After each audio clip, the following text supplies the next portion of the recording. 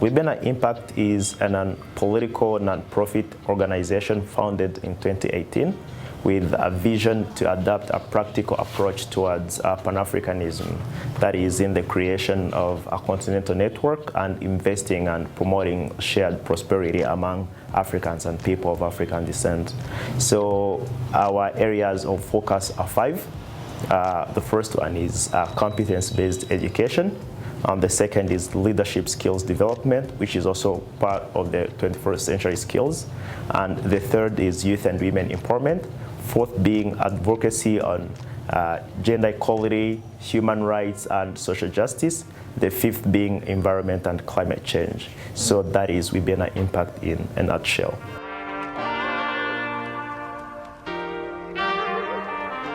We wanted to help and we wanted to serve. We wanted to serve at all cost.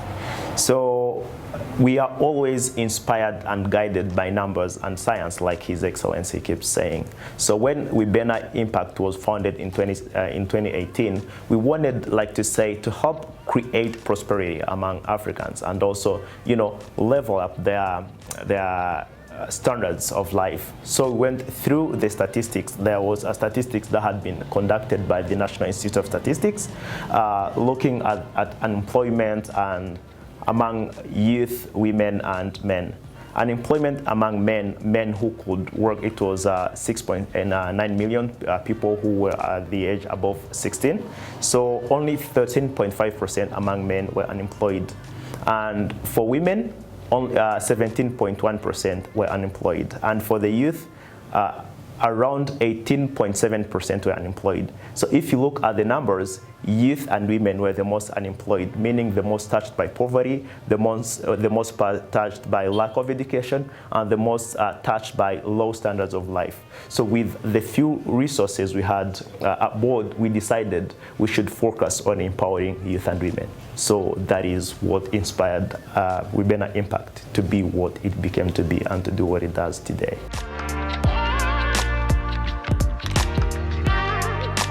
We empower youth and women through the other focus areas I told you, and it's not just in the air, in a vacuum.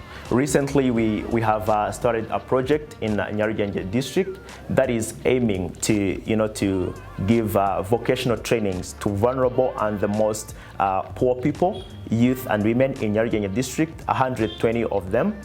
Which will be drawn from the sectors across the, making the IGIHE district, and later on equip them with equipment that they need to start making money for themselves. WIBENA Impact, we do not believe in giving someone a fish.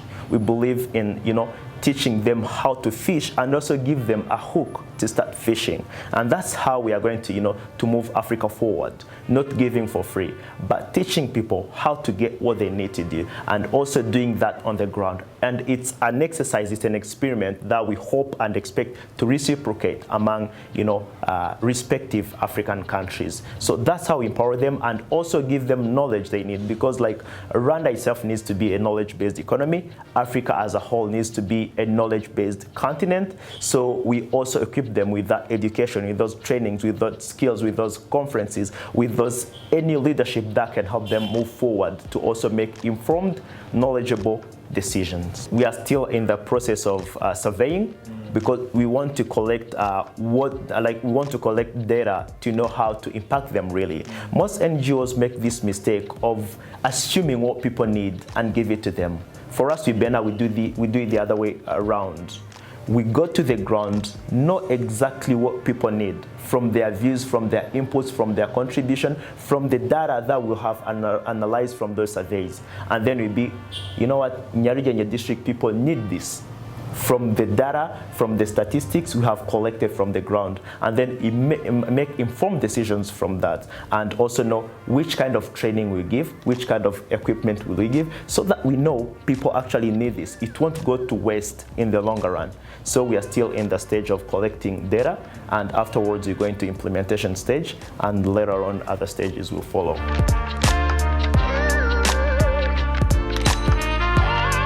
We have our offices at Centenary House. You can come to us. We are always free and open, welcoming to people, fourth floor. And also we are everywhere on social media. It's at WIBENA Impact, be it on Twitter, Instagram, Facebook, at WIBENA Impact. Just a simple click of a message away to reach to us, and we engage you. And we have plenty of other platforms you can reach to us upon. Actually, not only Rwandans, also other people from other countries of Africa reach to us, and we have good partnership and collaboration with them. So we are a free organization, and people can reach to us, and we can find ways to work together. I'm pretty sure we will find something that will suit the both of us.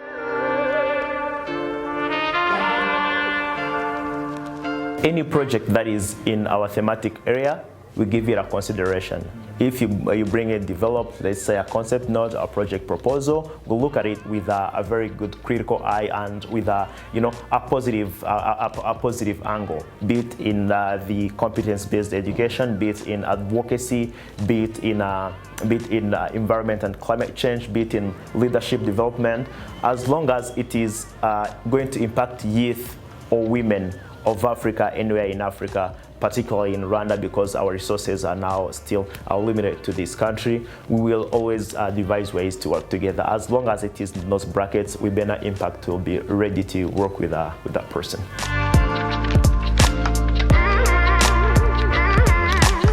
First of all, we chose competence-based education, not just education, because there is this degree-based education and competence-based education, and we believe degree-based education is very much outdated and doesn't necessarily reflect the abilities and capacities of a person.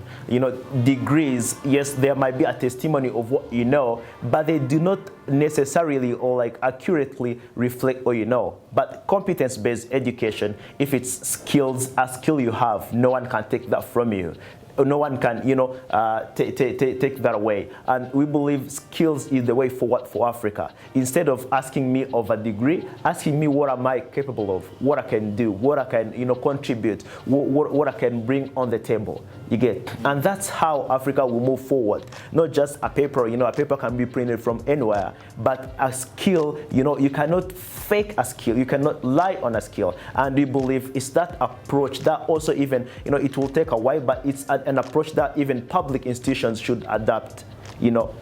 Competence skills-based education. If you are going to be a knowledge-based economy, we need to create that skills and competence-based education that will feed into that knowledge-based economy, because papers do not necessarily reflect the skills and the abilities and capabilities of a person. So the reason why we focus on competence-based education and education itself, if you want to serve a nation long, if you want to, to work on the long-term development, well-being and prosperity of our people, invest in education.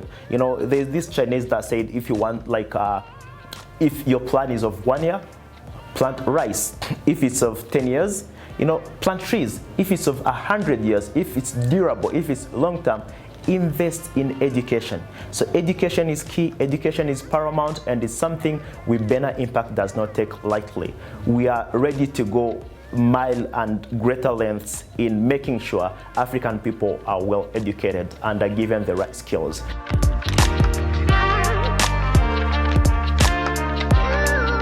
For now, we are still at the awareness stage, where we let institutions know, governments know, public authorities know that this is the right way to go. And we always believe in leading and serving by example. Even us in WIBENA Impact, we won't ask you of any paper you have. We'll ask you, if it's requirements for a job, can you meet the requirements? How well can you do the job? If you demonstrate that, we hire you. We won't even go far to ask of your background, maybe for the discipline and other checks, but not for the work itself. So if you can prove you can do the work, we won't care about the papers you have, be it a master's, be it a bachelor's, be it an A2 degree. We'll hire you because you are capable and you've demonstrated capabilities. And in our activities as WIBENA Impact, we still endorse that thought, that mindset of ours, that it's skills-based education, which is why we've opted for vocational trainings for those people, vulnerable people, because it's hands-on skills. Those are skills. If you know to tailor, you know how to tailor. If you know hairdressing, you know hairdressing. If you know mason, you know how to do bricks, and boom, we have a house. Those are hands-on skills. They are practical skills, and those are also competence-based, because you know them whether you have a paper or whether you do not. Move in a country, move elsewhere, they will help you, they will serve you. But you might move with a degree from Rwanda, and in Kenya they say we do not admit degrees from Rwanda. What will you do? But if you're a mason, or if you know hairdressing, you're going to someone like, come, show you. Like, I'm a good hairdresser. From there, skills can be, cross-cutting. You can, you can move from a place to place. First of all, it will ease the mobility of people and services, because if you have that skills and you're not limited by the area of scope of your paper, you'll be able to move easily. Some people do not move because they believe maybe my degree will not work in Senegal, maybe it will not be accepted in Morocco. But if you know your skill, you have it, and it will be accepted anywhere else, there will be mobility, and we have the African cohesion and unity, and also there will be increase of services, and also companies being born from merging, from people cooperating, and ideas and innovation, from people feeling anywhere they will be safe, and they will be prosperous, because that skills they have, and no one can take that away from them, and it's the only requirement, the only indicator, the only measure that will be required for them to get a job. So we believe it's the way forward to go with these continental free trade agreements being implemented, and with Rwandans moving across in the country anywhere they like. We believe it's the best standard from which you can measure up people, and you give the job or the opportunity to the best person that merits it.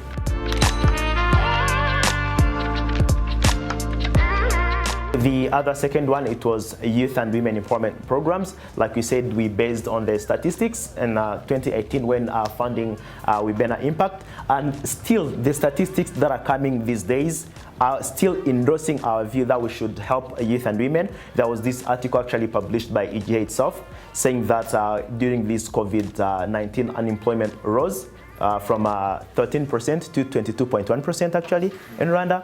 And among the most affected, like the 25% of women were impacted by this unemployment.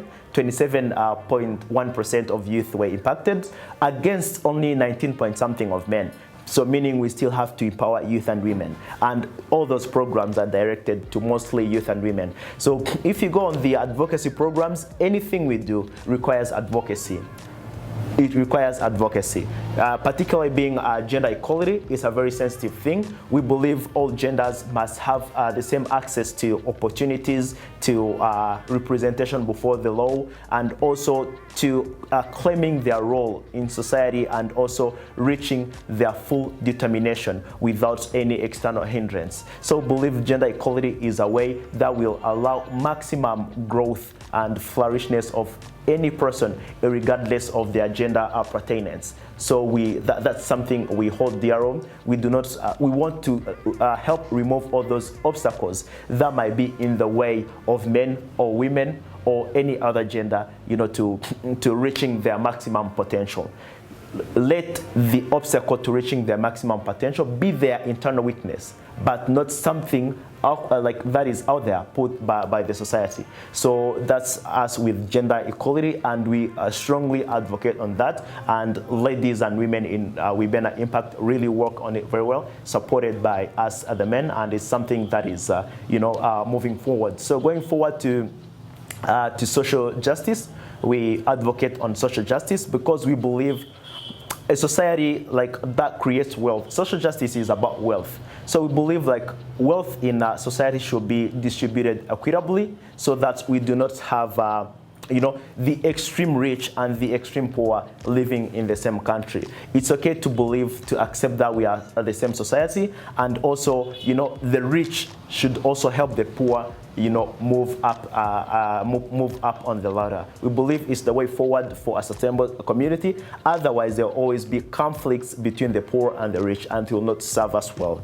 So social justice is something that's very crucial, that's very important for people that are rich, that have gained from the society, because being rich, you tap from the people. It's the people that give you money, it's the people that gives you opportunities, it's the people that gives you markets, that give you all those things. So you have, to give back to the community. It's not an option.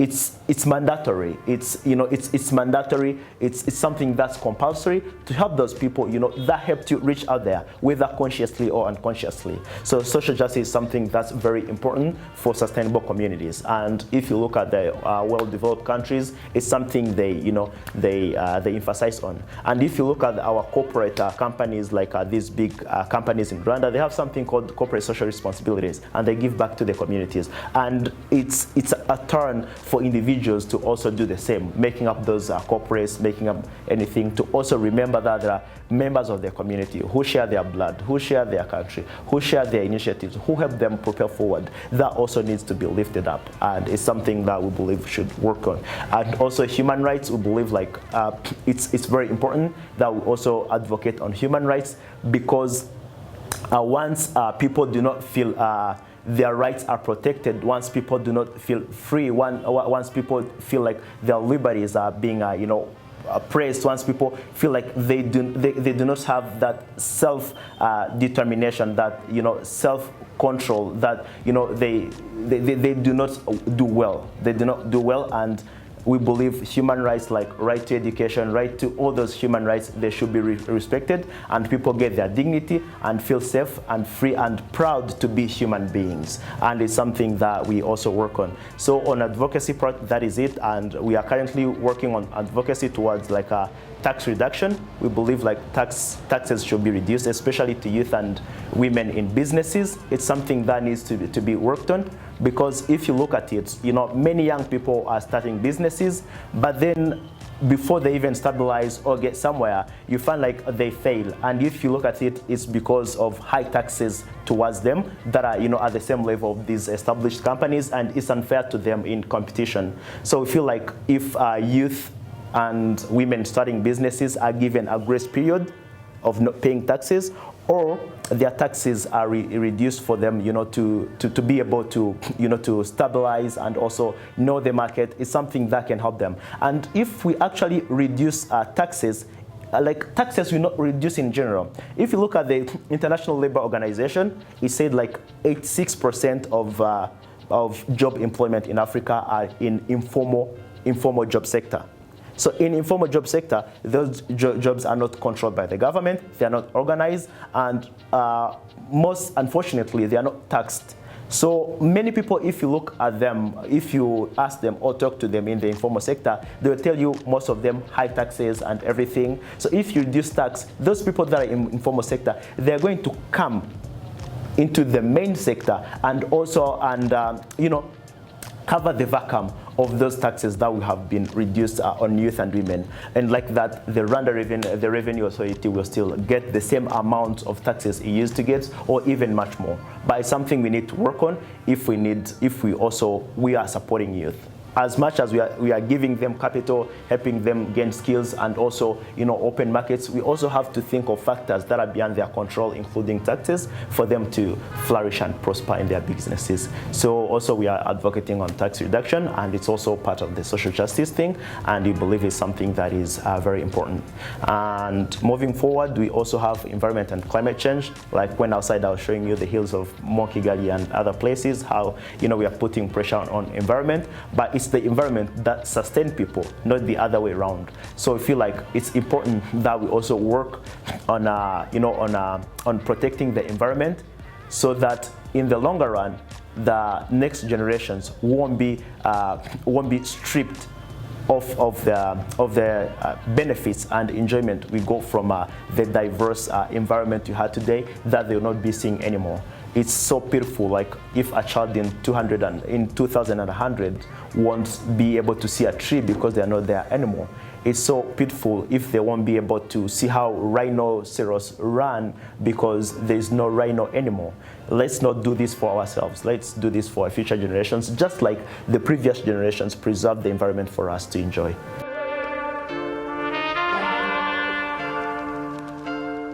First of all, yeah, they are big, broad, and ambitious, and WIBENA Impact is a very ambitious organization. We want to reach far, and we want to make, to leave a mark on the continent and also the well-being of the African people. Somebody once said, like, aim for the sun. If you do not get the sun, you get the moon. For us, we definitely still want to get the sun. We are still headed there. So it's very easy if you look at our projects and the thematic areas, they are interlinked, they have intersections. So if I talk about, for instance, like leadership program, yesterday we had a video conference in which we had more than 23,000 people attending from across the world, most of them from Africa, and it was really huge. And if you look at that leadership program, it was a conference, it also works towards youth empowerment. Youth were empowered. It was talking about youth and talent. We're having people like Pio Rumomba speaking to young people, our own man Martin speaking to young people, and they were empowered at the same time doing our leadership development.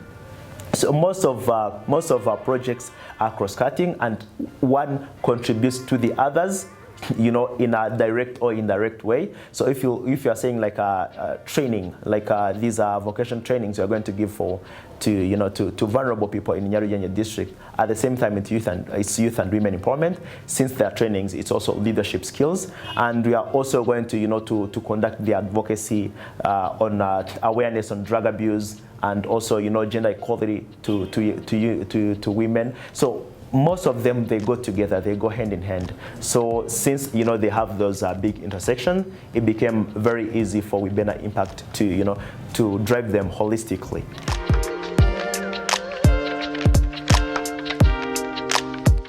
We are working on a lot of projects. The first one being in education. First of all, we believe in the right education for Africa. So we want also African history. History is the soul of a people.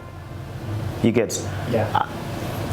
A people, a nation, a society that forgets its history, it's like losing its soul along the way. You will not know where you're coming from, therefore you won't know where you're headed, and it will be hard for you to even know where you stand, and you can be manipulated. So we always feel like, in our curriculum, educational curriculum, and it's cross-cutting across Africa. We studied the French Revolution, we studied the American Revolution, all those revolutions, and you see like it's very much pumped with Western history. And what does that do to African young people and women and those coming up? It makes us love those nations more than we love ourselves, more than we love our nations. And if you do not appreciate where you are, if you feel like today or tomorrow you will move, you never do anything sustainable on that ground because you feel like you do not belong there. Why? Because you're taught to love the history and the deeds and the pride and the great achievements of those people at the detriment of yours. So we believe African history should also taught in our schools. If it's Rwandan history, be taught and be examined. Be it examined. If it's Kenyan history, be taught and examined. Anything so that our own people take pride in our own history, in our own culture, in our own legacy, in our own literature, everything African. It's so saddening and so unfortunate when you ask any young person of the Rwandan history, like who was the last king of Rwanda, or about Ruganzundo or any other person, they won't tell you anything about that. But if you ask them about George Washington, they'll be like, let me tell you, fella, it's going down. And they give you everything on American literature, on the Louis XVI of the French, on the these English monarchies, but back home they know nothing. So who is that person? Do you think they can answer the simple question of who are you? They won't. They won't.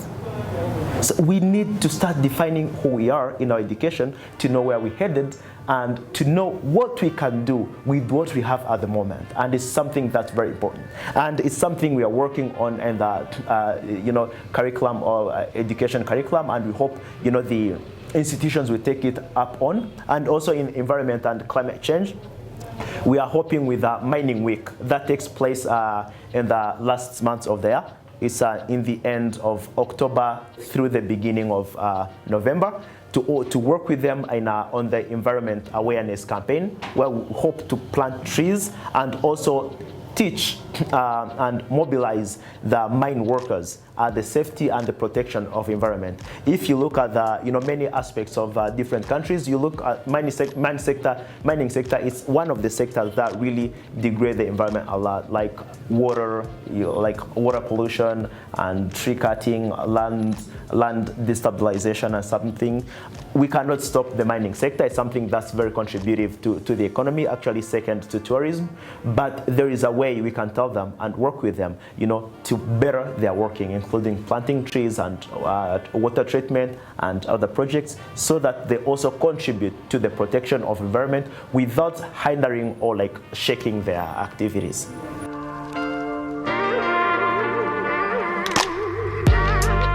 We work with the government a lot, so the main criterion, which is probably, the main criterion is their vulnerability. They have to be vulnerable. And the competence-based, it's us, it's in our curriculum, it's us that gives it to them. You get? It's what they gain from us. So for them, what they have is to be among, the vulnerable members of the community in one way or another, and we get them through the representatives, like local leaders, including sector offices, and we are currently working with the district of Nyarugenge, hand in hand. They recently authorized us to conduct the survey.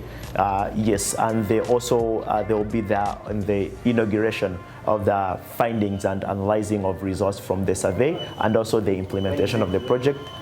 We have not fixed the date yet because we have not finalized analyzing the results. But when we do, we'll let you know. Definitely, I know, people from the media will be very much interested, and it will be very much interesting to see how much people contribute. It will also cover not only the economic status, but also the drug abuse issue among the youth, and also violence in regards to women, be it gender-based violence and other forms of discrimination. So it will be a holistic survey, and we believe the findings from the survey will help us as much as the media and the government as well in its policy-making projects.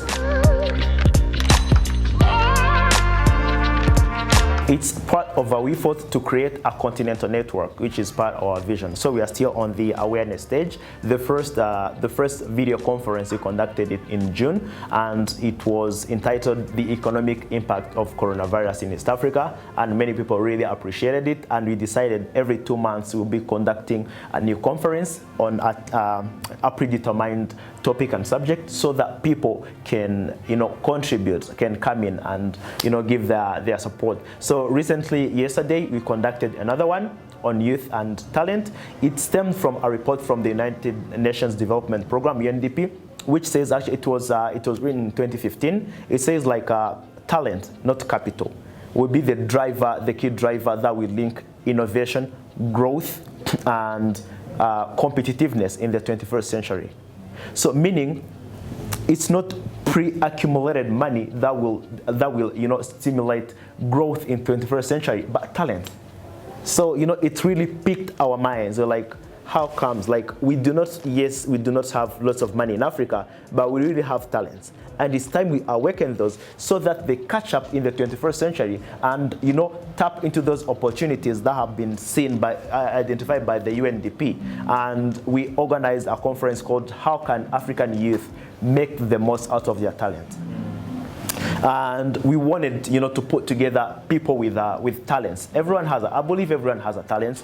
Some of them the talent is dormant, others they are still at the discovery stage, others are still harnessing it, others developing it, others are at the level of benefiting from it. So we wanted to bring all those people together so that they can share ideas, exchange challenges and opportunities they see around, and also how can they work together to harness better their talents and put them to use on our continent, and also Africans in the diaspora, how can they be part of that movement. And it really garnered much of the support. We had people like Professor Lumumba on board. We had some international speakers like Dr. Esperance Luvindao from Namibia, our own local man Martin from here. He also gave a very much contributive inputs, and it attracted an audience of 23,000 people. Imagine a video conference of 23,000 people. That was impeccable. That was epic. Actually, when I went to bed, I couldn't still believe it, but we pulled it off, and it shows the interest of African people to move forward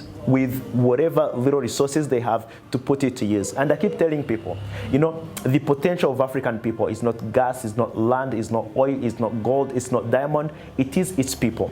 If you look from across the world, nations with a huge population of people, India, Brazil, China, are the ones growing stronger and with impeccable economies, emerging economies these days, because people are the biggest resources of a nation. If you harness them, if you develop them, if you work on them, you get impeccable results. Countries like Japan, third economy, have nothing in their land, be it casterite, be it anything, but its people, its own, have developed it to the third place. And we believe our talents as African people, working on education, harnessing our youth, the fact that by 2050 our population is projected to double, the fact that the young people in 2050, 18 to 35 years, will have grown to more than 800 million people. We need to work on them and harness them, equip them with whatever resources they need to survive, boom, and prosper in that time, and it has to start now.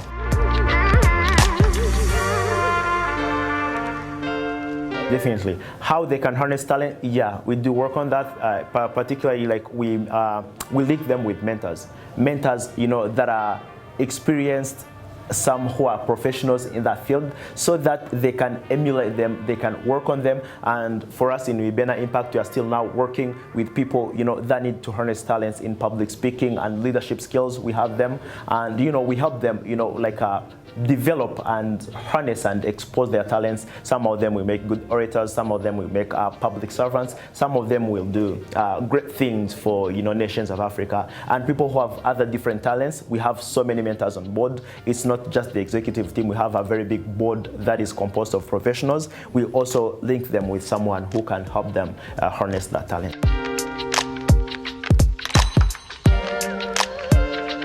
Definitely there has to be a follow-up stage.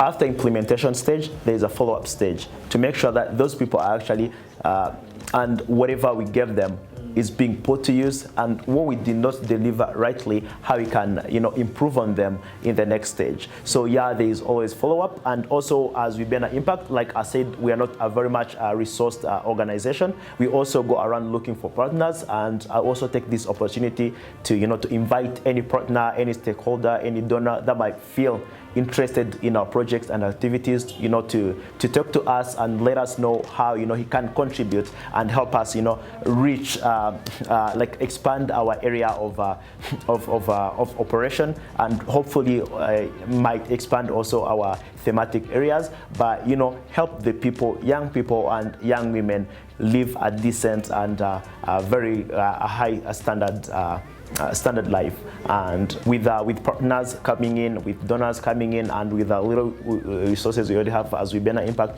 we believe we can even go to those 10 years, 20 years project. But so far, we are still the projects we have started are still ongoing, and most of them have not reached that stage of monitoring. But when it comes, we definitely feel glad to jump on that stage. The ones we have are on an individual basis, like young people we've been empowering, and it's pretty much showing good results, and it's what keeps us working and moving forward with smiles on our face.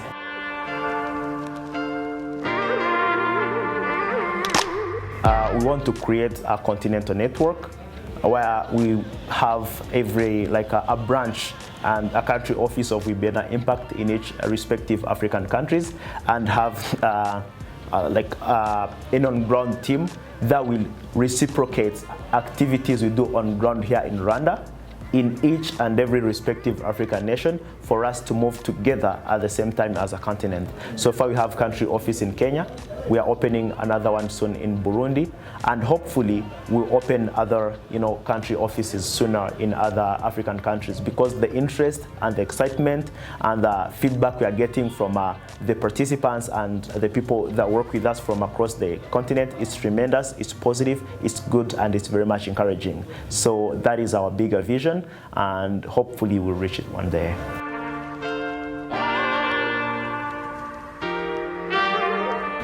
People that are really interested in our work, please come to us. Let's find a way to work together. Anyone, we do not discriminate, we do not push anyone behind. Be it, we have projects for volunteering, other projects for our short-term jobs, and we also need partners and donors, more donors, and also more stakeholders in the project, in the organization, and we believe together we can be big. So that is WIBENA Impact. We work from a Centenary House, 4th floor, and we are on social media. Twitter, it's at WIBENA Impact, Instagram, WIBENA Impact, and also on Facebook, WIBENA Impact. So reach out to us, and we'll find a way to work together. We're always welcoming and arms open for people that wanna embrace our cause.